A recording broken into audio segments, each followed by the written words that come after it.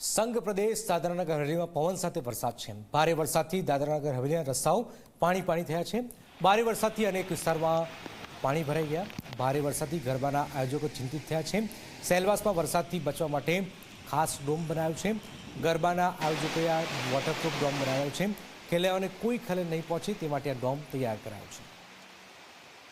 નવરાત્રિને ગણતરીના દિવસો જ બાકી છે ત્યારે ખેલૈયાએ પોતાની રમવા માટેની પૂરી તૈયારી કરી ચૂક્યા છે। ત્યારે બીજી તરફ વલસાડ જિલ્લાના અને સંઘ પ્રદેશની અંદર ભારે વરસાદની હવામાન વિભાગે આપેલી આગાહીને લઈને હાલમાં જે આપ દ્રશ્યોમાં જોઈ શકો તે પ્રમાણે હાલમાં પણ વરસાદ વરસી રહ્યો છે। ત્યારે સંઘ પ્રદેશ દાદરાનગર હવેલીના સેલવાસાની અંદર હાલમાં જે જર્મન ડોમ જે છે એ વોટરપ્રૂફ જર્મન ડોમ બનાવવામાં આવ્યો છે અને અહીંની ખેલૈયાઓને કોઈપણ જાતની તકલીફ ન પડે તેના માટે કરીને આયોજકો દ્વારા સંપૂર્ણ પ્રમાણે જે વ્યવસ્થા કરવામાં આવી છે। ત્યારે આયોજકો સાથે આપણે વાત કરવાની કોશિશ કરશું અને સમજવાની કોશિશ કરશું કે આ ડોમ જે છે એ કયા પ્રકારનું છે અને કઈ રીતે વરસાદથી લોકોને બચી શકશે।